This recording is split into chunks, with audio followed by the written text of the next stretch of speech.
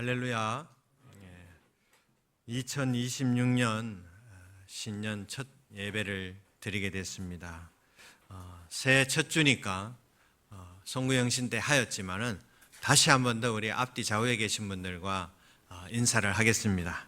새해에도 주님의 복이 충만하시기를 바라겠습니다. 함께 나누겠습니다. 바라겠습니다. 네. 새해도 하나님의 축복이 충만한 그런 가정들이 되시기 바랍니다. 네. 이 세상의 모든 사람들은 누구나 다 복을 누리며 살고 싶어 합니다. 그래서 많은 사람들은 복을 받기를 원하고 그렇게 있죠. 그래서 그 사람들이 복을 받기 원하는 것 중에 무엇일까 고민해 보면은 그저 새해가 되면은 복을 많이 받으십시오. 새해 복 많이 받으십시오. 그렇게 이야기를 합니다. 왜 그런지 아십니까? 한 가지로는 부족해요. 그래서 그냥 통으로 복을 많이 받아야 된다. 왜냐하면 우리 인간들은 하나의 복을 주어도 또 모자라고 또 부족하고 계속 그런 것 아니겠습니까? 그래서 새해 인사가 복 많이 받으십시오. 그렇게 인사를 하는 겁니다. 우리 성도님들께서 가장 원하시는 복이 무엇일까요? 무병장수하는 겁니까? 우리 가정의 경제가 안정이 돼서 물질적으로 그런 부족함이 없이 살아가는 것입니까? 무엇이 우리들에게 가장 큰 복일까요? 우리 삼령의 성도님들께서도 무병장수하는 복을 받으시기 바랍니다. 경제적으로도 풍성해질 수 있는 복을 받으시기 바랍니다. 그러나 오늘은 그것보다도 상상할 수 없는 더 큰 축복이 오늘 본문 말씀에서 우리에게 주신다라는 것을 알 수가 있습니다. 예수 그리스도를 믿고 그를 의지하면은 어떤 축복들이 우리들에게 임하여질 것인가, 그것에 대해서 오늘 여러분들과 함께 은혜의 시간을 가지고자 합니다. 오늘 요한복음 1장은 우리가 잘 알다시피 세례 요한이 아닌 사도 요한이라는 사람, 예수님의 제자죠. 그분이 기록했는 책입니다. 그래서 그 요한이라는 사람, 하나님의 은혜로우시다, 하나님은 은혜로우시다, 여호와는 은혜로우시다, 그런 이름을 가진 그 요한이 오늘 본문 말씀을 기록하였지만 우리가 잘 아는 요한 1, 2, 3서 또한 요한계시록, 이러한 것들도 바로 요한, 사도 요한이 기록을 하였습니다. 이 사도 요한은 그의 말씀을 쭉 이렇게 읽어보면은 다른 말씀들도 다 마찬가지면 이 성령의 어떤 그런 감동들이 굉장히 많이 느껴질 때가 있습니다. 예수님과 오랜 처음부터 예수님이 십자가에 못 박히시는 그 삶을 다 보았던 그런 유일한 사람, 그가 바로 이 요한이었기 때문에 어쩌면 더 영적으로 깊이를 느끼는 그런 말씀들이 아닌가라는 것을 깨닫게 됩니다.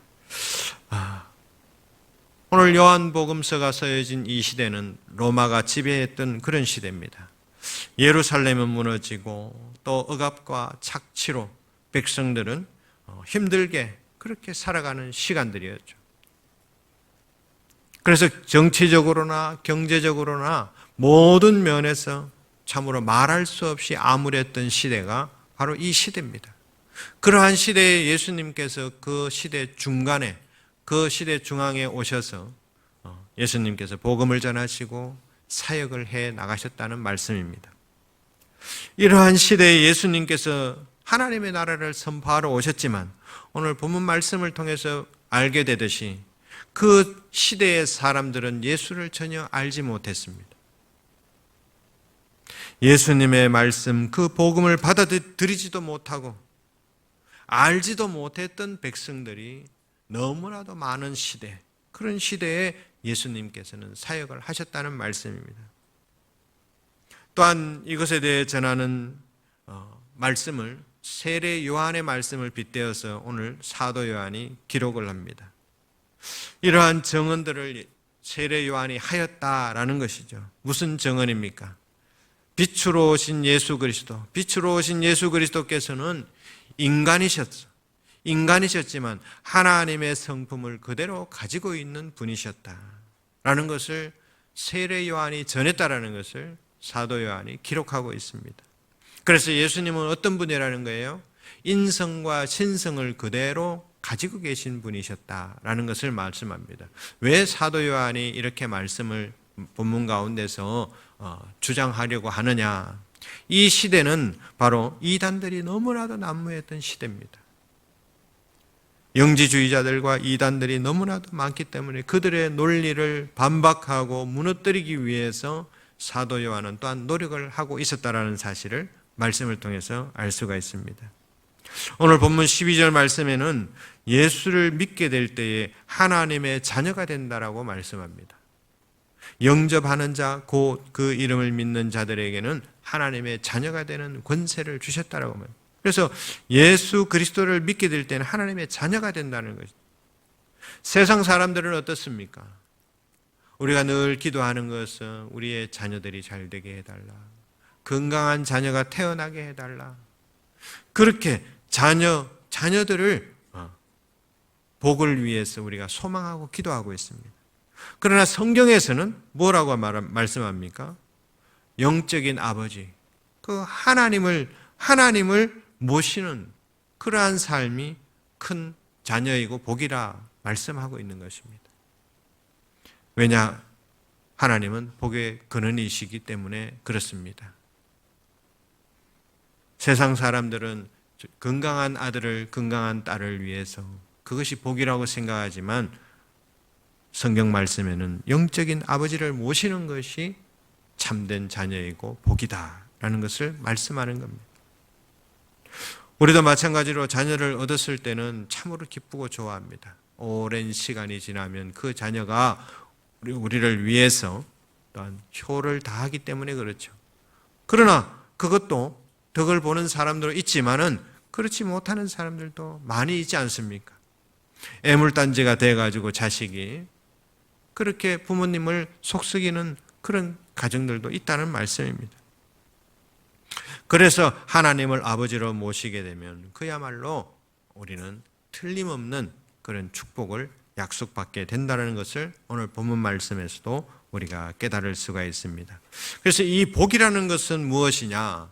이 우리가 바라는 복, 하나님을 믿고 예수 그리스도를 믿는 우리 믿음의 백성들이 바라는 그 복은 무엇인가? 세상 것과는 비교할 수 없다는 것을 알 수가 있습니다.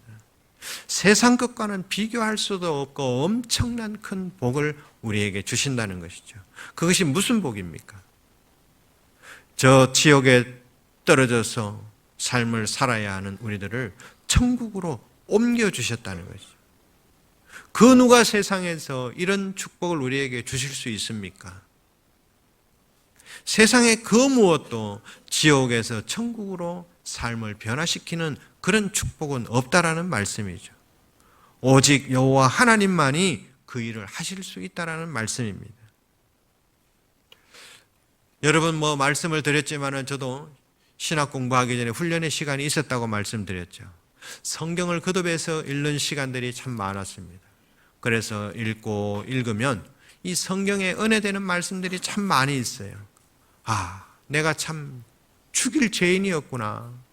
이런 것도 느낄 때가 있고, 성경 말씀에 이렇게 좋은 말씀이 있었는가? 그래서 노트를 사달라고 해서 노트에다 막 그 은혜되는 말씀을 막 잊어버리지 않기 위해서 기록을 하잖아요.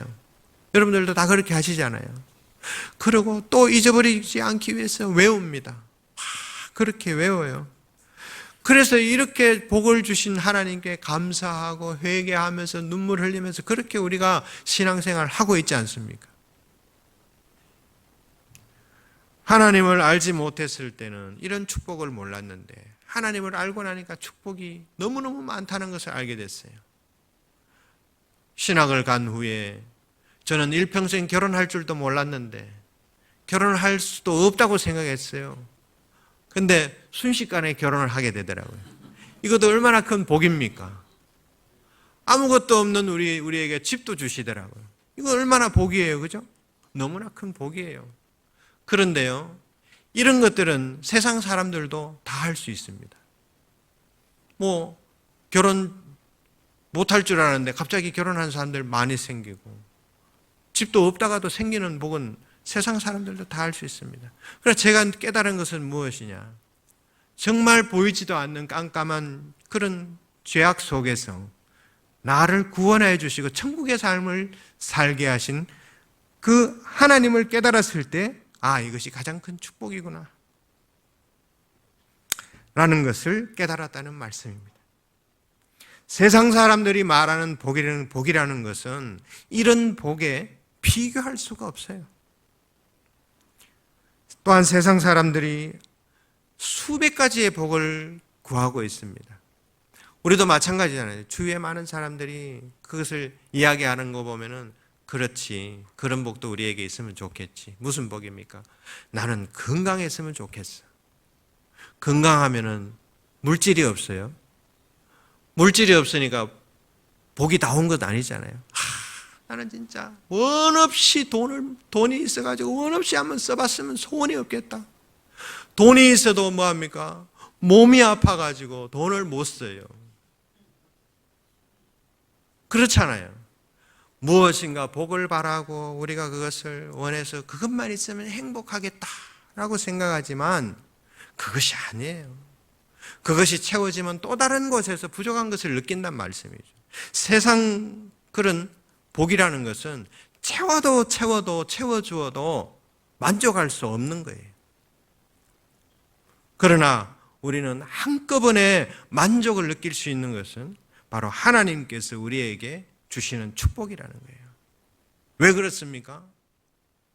이 온 우주의 모든 만물을 가지고 계신, 다스리시는 분이 하나님이시잖아요. 그러니까 우리는 하나님을 의지하고 하나님을 믿을 때 그 모든 복들을 우리에게 한꺼번에 다 주신다는 말씀입니다. 그래서 우리는 하나님을 믿는 것이 우리들에게는 가장 중요한 것이라는 것을 우리가 기억했으면 좋겠습니다. 2026년에는 우리 모두가 하나님을 아버지로 모시고 순간순간마다 그 순간순간마다 우리에게 채워주시는 그런 복들을 누리면서 살아갈 수 있기를 바라겠습니다. 그런데 하나님을 모시는 것도 우리가 제대로 모셔야 되는 거예요. 그냥 교회 왔다가 내가 하나님을 모신다라고 말하면 큰일 납니다. 하나님을 모실 때는 참된 효자처럼 그렇게 모셔야 된다는 말씀이에요. 아버지가 아무리 재산이 많아도 불효자에게는 재산을 주기 싫어해요.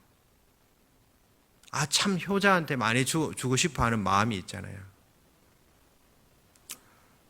제가 오늘 이 말씀을 잘 여러분들에게 어떻게 설명을 할까? 그래서 찾다 보니까 이러한 내용들이 있더라고요. 우리나라에 상속에 대한 법적인 근거가 있어요. 그 근거는 유류분이라는 근거를 가지고 있습니다. 돌아가신 그 고인의 의사와는 상관없이 법에 따라서 유족들이 받을 수 있는 최소한의 유산 비율을 유류분이다라고 이야기를 하고 있습니다. 그래서 이 법을 따라서 돌아가신 부모님의 의지와는 상관없이 자녀들에게는 상속 지분이 정해져 있다라는 말씀이죠. 그런데 2024년도에 보니까 판결문에서 고인이 유언으로 상속에서 제외한 자녀, 배우자, 부모와 형제 자매에게도 무조건 법정 상속분의 일정 비율을 받을 수 있게 하는 현행 제도가 불합리하다라고 판결이 났습니다. 무슨 말씀입니까? 제가 이렇게 이해되는 것은, 짧은 견해로 이해되는 것은 자녀가 부모님에게 폐륜적인 행위를 했어요. 그러면 내 자녀지만 그거 주고 싶겠냐고요. 그래서 폐륜적인 자녀와 부모는 상속에서 배제해야 한다. 부모를 오래 부양하거나 재산 형성에 기여한 자녀는 상속에서 혜택을 받게 해줘야 한다라는 그러한 취지로 이런 법이 판결이 났다라는 것을 보게 됩니다. 마찬가지예요. 교회를 다니고 열심히 다니는 사람들이 많이 있잖아요. 이 나라에는 800만 명이 넘는 많은 사람들이 그리스도인이라고 말합니다. 그럼에도 불구하고 교회를 다니면서도 매일같이 죄를 범하고 그 죄악 속에서 살아가는 사람들 얼마나 많이 있습니까? 하나님께서도 마찬가지로 그들에게 물려주실 수 있는 축복, 그것이 정해져 있다는 말씀이에요. 예레미야 31장 12절 말씀에 주님은 이스라엘 백성들에게 약속하신 말씀 중에 보면은 내가 그들에게 온갖 선물을 풍성하게 내려줄 것이다 라고 말씀합니다. 그렇게 되면은 그들은 아름답게 번창하고 다시는 시들거나 멸망하지 않을 것이며 춤추며 즐거워할 것이다 라고 말씀합니다. 오늘 저와 여러분들은 하나님의 자녀로서 이 예배 자리에 와 있습니다. 예수를 믿음으로써 주의 자녀가 된 것이죠. 그렇다면 제가 말씀드린 대로 우리들, 지금 이곳에 앉아 계신 우리들은 뭡니까? 하나님의 자녀로서 온갖 좋은 선물, 축복들을 받을 수 있는 조건들은 우리가 다 가지고 있다는 말씀이죠. 조건은 가지고 있어요.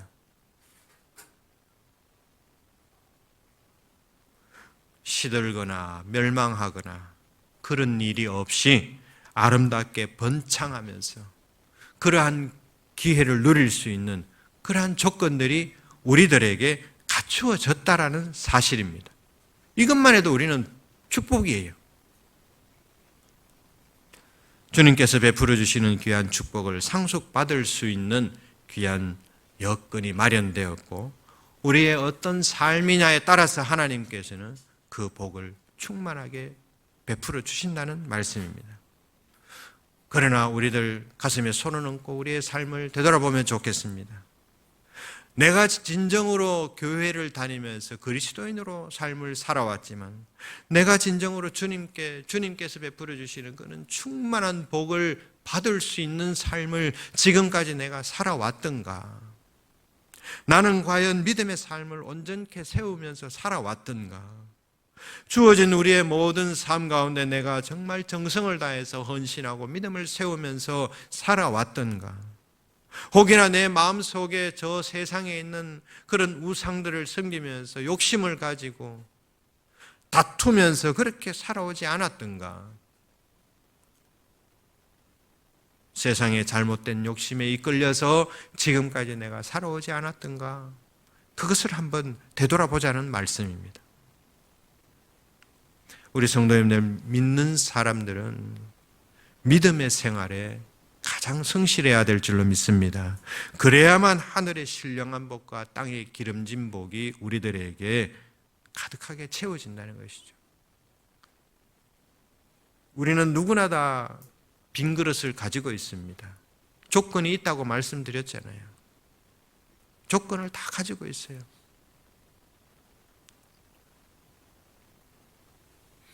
하늘의 신령한 복과 땅의 기름진 복을 받기 위해서 내가 이 그릇을 얼마나 깨끗하게 지금까지 내가 잘 준비해 왔는가? 그것을 우리 삶을 한번 되돌아보는 그런 우리 성도님들이 되시기를 바랍니다.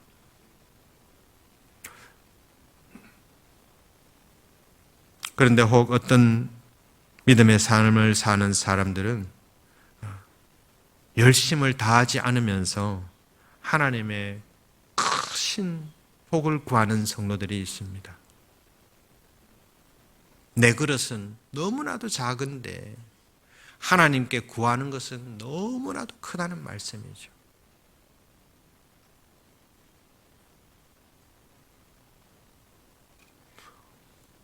우리도 이처럼 어리석은 신앙의 삶을 지금까지 살지 않았는지 깊이 있게 묵상을 해 보아야 한다는 말씀입니다. 예레미야 31장 1절에서 14절 말씀에 하나님은 이스라엘 백성들에게 나는 그들을 좋은 길로 인도하여 물이 좋은 시냇가에 데려다 놓겠다라고 말씀합니다. 데려다 놓으시는 분은 하나님이시죠. 그럼 그곳에서 우리가 어떻게 해야 되느냐? 그 말씀입니다. 하나님은 우리의 믿음 생활이 성실할 때 복된 길로 인도하시는 분이세요. 하지만 여전히 우리들은 어떻습니까? 고집을 부리고 진리라는 것을 우리가 듣고 알지만은 그 진리를 외면한 채 세상 것을 가지고 잣대로 삼고 그것을 가지고 우리는 진리인 마냥 그렇게 살아가는 사람들도 많이 있다는 것입니다. 또한 내가 고난을 당하면서도 주님 말씀을 외면하면서 살아가는 사람들이 있습니다. 그냥 자기 고집대로 살아간다는 말씀입니다. 신앙을 가졌으나 하나님의 말씀을 외면하고 자기 고집대로 살아가는 그러한 사람들은 결코 하나님의 복을 충만하게 받을 수가 없게 된다는 말씀입니다. 오늘 본문 1장 10절 말씀에 보면은 그가 세상에 계시며 그로 인해 세상이 지은 바 되었음에도 불구하고 세상은 그분을 알지 못한다라고 말씀합니다. 바로 이런 거예요. 내 고집, 내 아집 때문에 말씀이 내게 주어졌음에도 불구하고 그것을 외면하고 살아가는 것. 예수님께서 이 땅에 오셔가지고 함께 사역하고 함께 살아가고 계셨지만 그가 진정 누구인지 깨닫지도 못하는 사람들, 하나님의 말씀이 우리 심령 가운데, 예수 그리스도가 우리 심령 가운데 들어와서 우리 심령 가운데 들어와서 살고 계시지만은 나는 외면하고 살아왔다는 말씀입니다.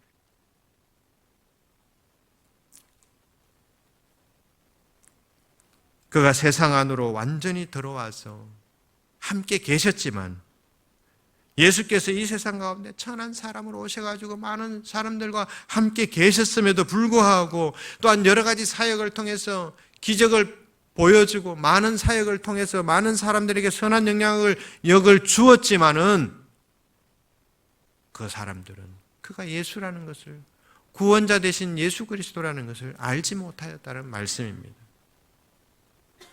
그를 알지 못하였다. 신이라면 알지 못할 텐데, 그죠? 눈에 안 보이면 알지 못하잖아요. 근데 오늘 말씀을 통해서 보면 예수님은 우리 사람과 똑같으신 분으로 왔다는 거잖아요. 그런데도 알지 못하고 있었다는 말씀이에요. 우리의 인간의 몸을 입고 우리들과 더불어서 살았지만 그 많은 사람들은 그를 알지 못하였다.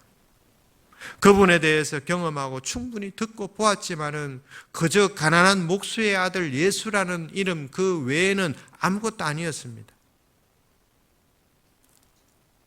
11절 말씀에도 자기 땅에 오매 자기 백성이 영접하지 아니하였다 라고 말씀하지 않습니다.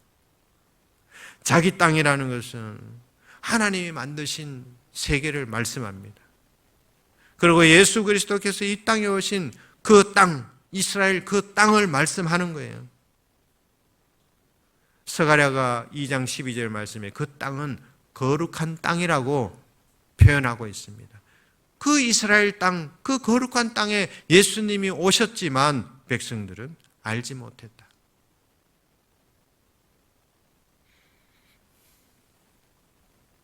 그리고 그 땅에 살아가는 자기 백성들이 영접하지 않았다라고 말씀하고 있습니다. 자기 백성은 오늘날 표현하면 누굽니까? 이곳에 앉아 계신 우리 성도들을 표현하는 겁니다. 이곳에 예수 그리스도께서 함께 계시지만 그것을 알 수 없는 사람들, 그 주님의 백성들이 하나님을 영접하지 않았다고 말씀하는 겁니다. 그러니까 세상에는 진리를 몰라서 예수를 믿지 못하는 사람들도 있지만은 진리를 알면서도 그 진리대로 살지 않는 사람들도 있다라는 말씀입니다. 이러한 가운데서 하나님께서는 하나님을 찾고 영접하는 자들에게 복을 주신다고 하셨는데 그 복이 어떤 복이라는 말씀이냐는 것이죠. 그 복은 첫 번째로는 하나님의 자녀가 되는 권세를 주셨다라고 말씀합니다. 영접하는 자 곧 그 이름을 믿는 자들에게는 하나님의 자녀가 되는 권세를 주셨다. 권세라는 것은 무엇입니까? 하나님께서 특별히 우리들에게 위임해 주신 권세, 능력, 권능, 그것을 표현하는 겁니다.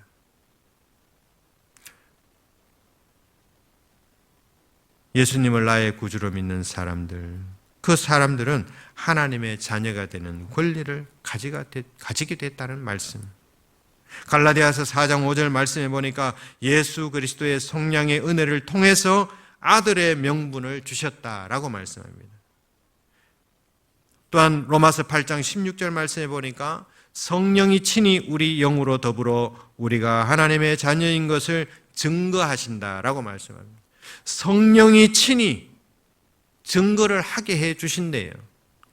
성령이 친히 하나님의 아들인 것을 확인시켜 주신다는 무슨 말씀입니까? 여기 앉아 계신 우리 모든 성도님들께서 하나님의 권능, 예수님의 권능, 예수님의 사랑을 세상 가운데서 나타내는 것을 표현하는 겁니다. 하나님의 권능, 예수님의 그 사랑을 세상 가운데 나타내며 사는 사람들, 그들이 바로 진정한 복을 받을 수 있는 사람들이라고 말씀합니다. 그들이 바로 하나님의 자녀가 된다는 말씀이죠.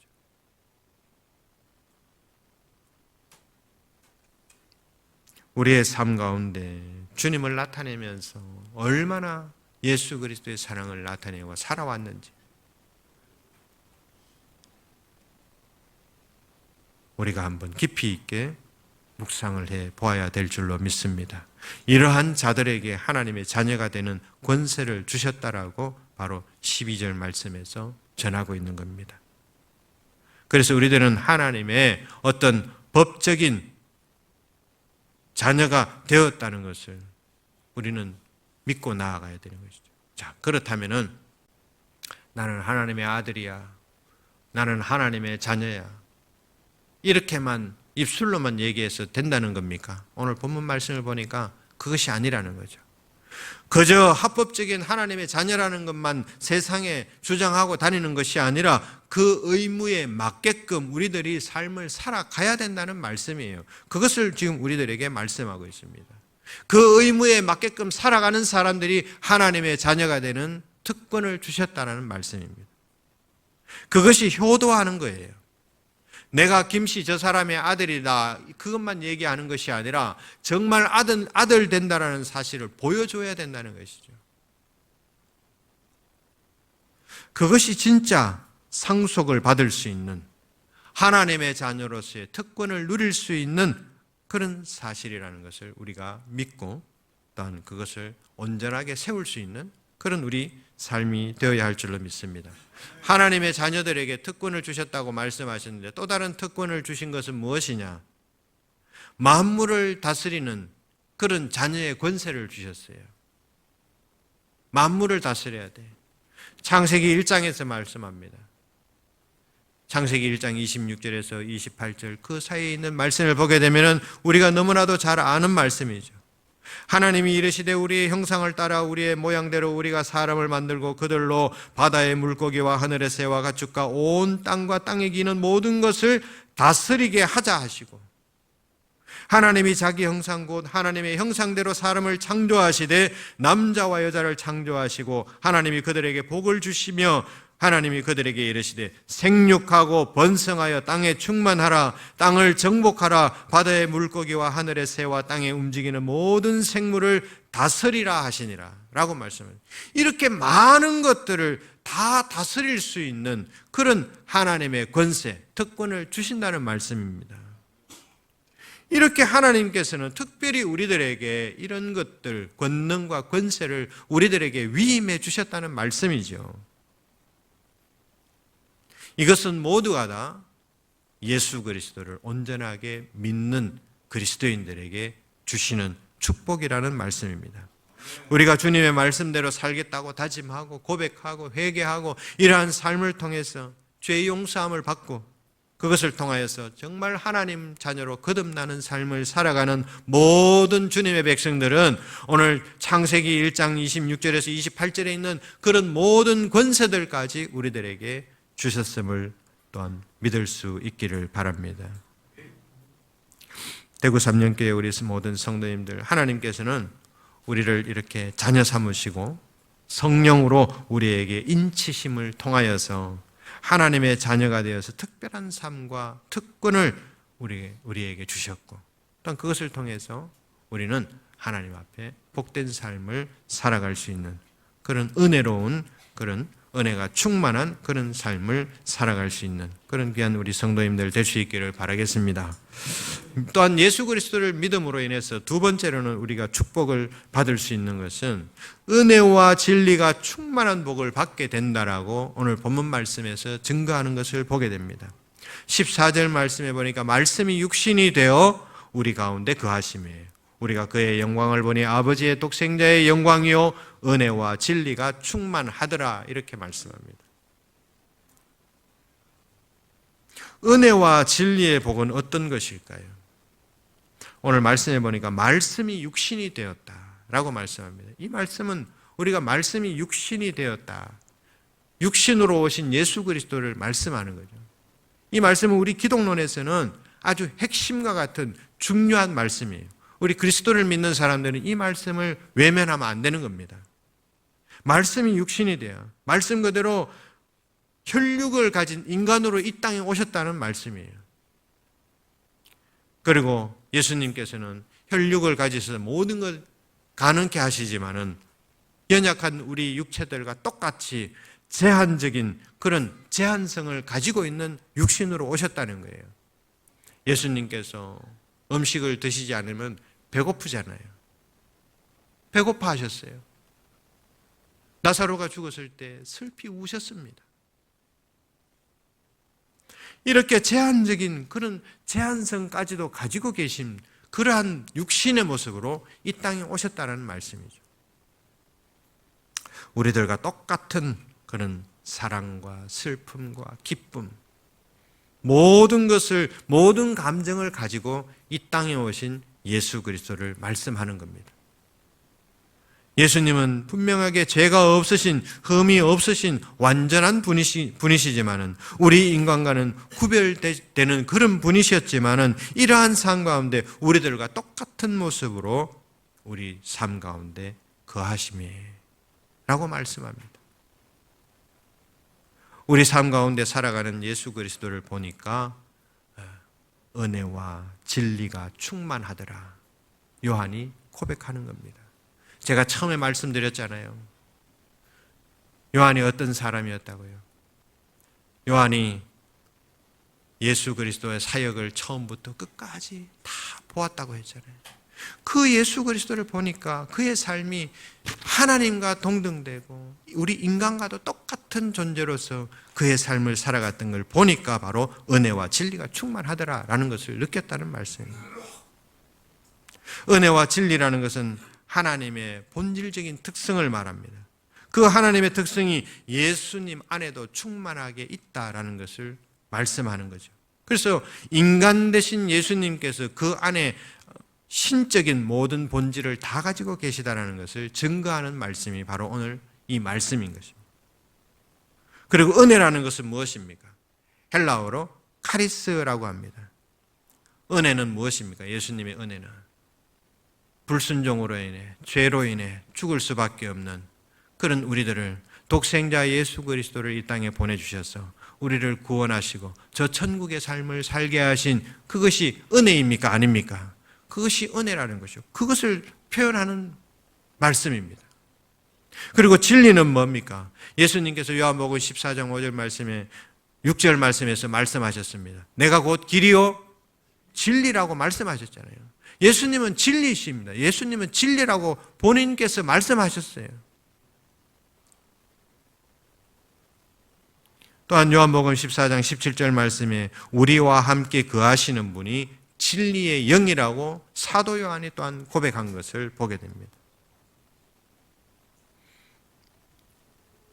우리들의 길과 진리 되신 예수 그리스도를 영접하게 되면은 그 영이신 그 말씀이 우리들 심령 가운데 들어와서 그 영이 그 말씀을 통해서 죽음의 골짜기에서 살아가는 우리들을 생명의 골짜기로 옮기심을 얻게 되는 그런 복을 누리게 된다는 말씀입니다.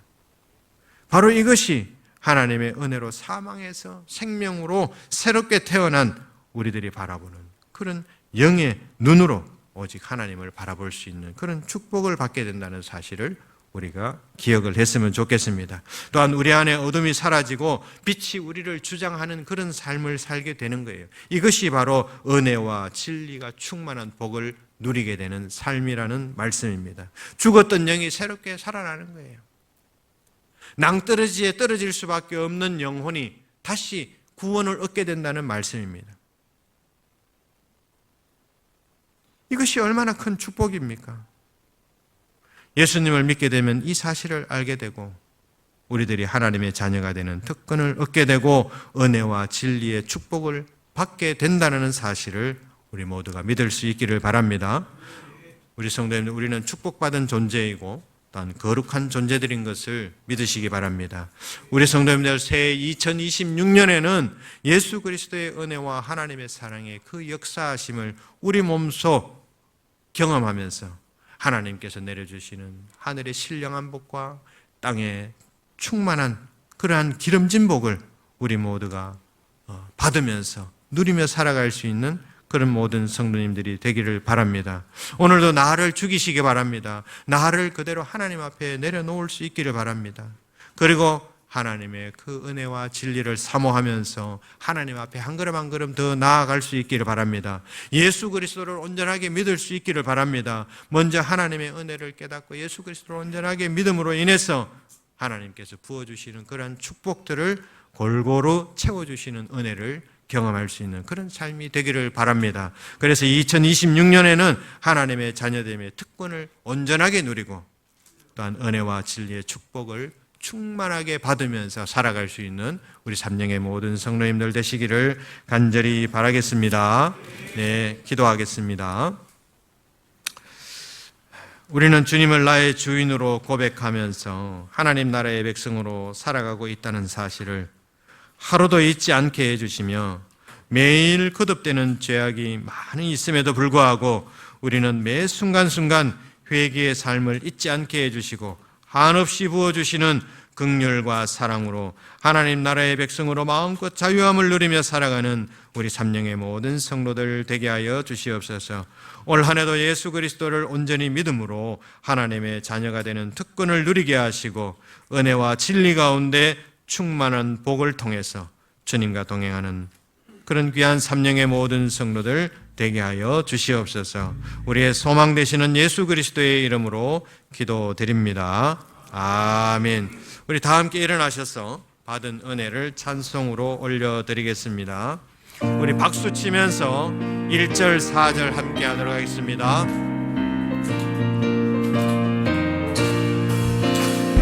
주님 약속하신 말씀 위에서 영원토록 주를 찬송하리라. 소리 높여 주께 영광 돌리며 약속 믿고 굳게 서리라. 굳게 서리 영원하신 말씀 위에 굳게 서리. 굳게 서리 그 말씀 위에 굳게 서리라. 주님 약속하신 말씀 위에서 성령 인도하는 대로 행하며 주님 품에 항상 안식 얻으며 약속 믿고 굳게 서리라. 굳게 서리 영원하신 말씀 위에 굳게 서리. 굳게 서리 그 말씀 위에 굳게 서리라. 아멘. 기도하겠습니다.